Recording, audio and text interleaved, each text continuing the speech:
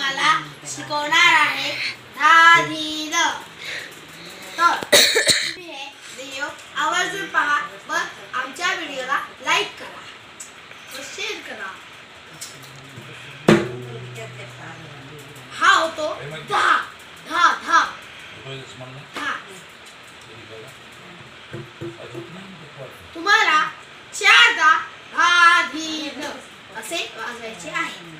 तर तुम्हाला मी ते 3 बोल हे तुम्हाला सांगतो. धा धी न. हो, हे झाले धा धी न. तर आता तुम्हाला 4दा हे व्हिडिओ कंटिन्यू करायचे आहे.